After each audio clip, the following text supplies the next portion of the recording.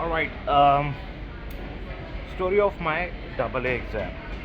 अच्छा, जब मैं अपना डबल ए का एग्ज़ाम दे रहा था, पहले एक लाता था F8 का एग्ज़ाम, ठीक है। और डबल ए का एग्ज़ाम जब मैंने दिया, F8 का एग्ज़ाम, तो वो मैनुअल होता था, राइट।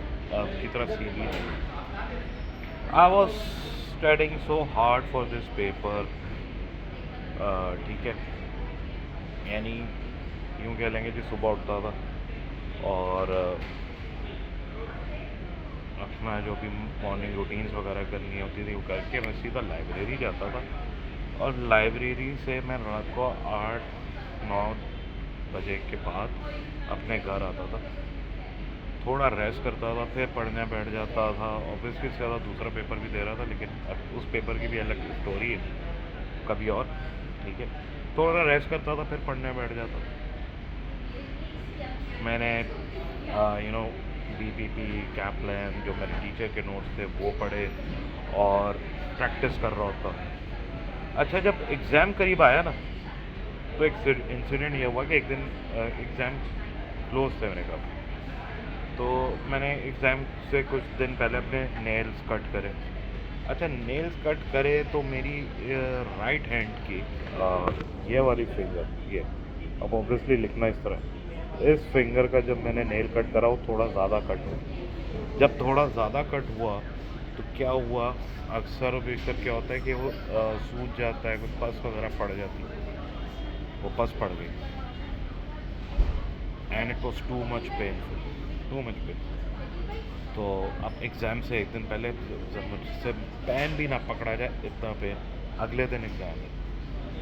मेरे एक अंकल डॉक्टर, मैं उनके पास गया, उनको दिखाया, उन्होंने क्या करा जी, वो कटर लेकर आए, उससे इसको काटा, उसके अंदर से मैंने करके पल्स निकाली। मेरी इतनी बुरी हालत कि मैं वहीं लेट गया। फिर खैर उन्होंने मुझे दूध वगैरह पिलाया।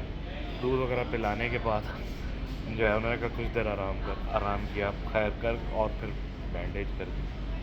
मैं घर आया, घर आके थोड़ा बहुत जो हिम्मत थी रिवाइज़ करा, अगले दिन मैं एग्ज़ाम दे दिया।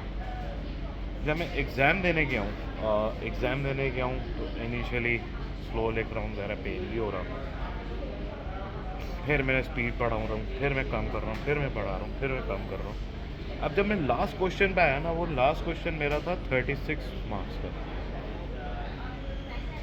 ठीक है। वो 36 मार्क्स, सॉरी 36 मिनट्स का क्वेश्चन था, 20 मार्क्स का क्वेश्चन था। टाइम कितना रह गया था? 15 मिनट, 15 मिनट्स रह गए थे। मैंने उस वक्त ये सोचा, ज़ीशान आज तुमने ये पेपर पास करके निकलना। और मैंने अपनी स्पीड एक्सट्रीम बढ़ा दी। मैंने क्वेश्चन तो पहले ही पढ़ लिया था, प्लान कर लिया था। मैंने एक्सट्रीम अपनी स्पीड बढ़ा दी और लिखे रहा हूँ। मैंने परवाह नहीं करी कि मुझे दर्द हो रहा है, कुछ हो रहा है। और एट द एंड ये हुआ, इतना शदीद पेन था मुझे, लेकिन मैं बस लिखे रहा हूँ। मैं अपने आप को मैंने इन्वॉल्व कर लिया उस क्वेश्चन में। जब मैंने लास्ट फुल स्टॉप लगाया एग्ज़ाम और उधर से अनाउंसमेंट आती है स्टॉप राइटिंग, मैं पेन छोड़ता हूँ और मैं ज़ोर से चीख मारता हूँ। उसके बाद मैं अपना हाथ देखता हूँ तो यहाँ से साइड से, मतलब राइट हैंड, ये यहाँ से साइड से ब्लीडिंग शुरू हो गई। तो अब खैर इन्विलेटर जो फिर रहे थे वो आते हैं, वो देखते हैं कि भाई क्या हुआ है। एकदम से बंदा चीखा कि उन्होंने देखा, देखते ही वो फिर खैर गए और मेरे लिए मेडिसिन लेकर आए और मेरी उन्होंने बैंडेज चेंज करी, फिर मेरे से कुछ साइन वगैरह करा, वो चले गए। यकीन करें उस वक्त रिज़ल्ट भी थोड़ा लेट आता था, अभी की तरह नहीं कि पहले 1 मिनट बाद आ जाए, 1.5 मिनट बाद आ जाए। तो मैं जब रिज़ल्ट आया, आई वॉज लाइक कि यार ज़बर, मेरा एग्जैक्ट 50 मार्क्स पे पेपर पास हुआ। हालांकि पढ़ाई तो जो थी, तो अगर ये इंसिडेंट नहीं होता तो शायद इससे ज़्यादा भी आ जाता। बट मुझे ये अभी तक याद है, ये सिनेरियो क्यों याद है, इस पूरे इंसिडेंट की वजह से। मैंने बस उस वक्त मुझे शायद किस चीज़ ने कामयाब करा, एक ये कि मैंने गिव अप नहीं करा, अपनी पूरी जान मार दी और बस फिर अल्लाह ताला से उम्मीद रखी। सो इस तरह के कभी भी सिनेरियोज आपकी लाइफ में आ जाए, कभी गिव अप नहीं करना है और अपना मैक्सिमम एफर्ट लगा दो, उसके बाद अल्लाह पे छोड़ दो यार। सो आई होप स्टोरी पसंद आई होगी।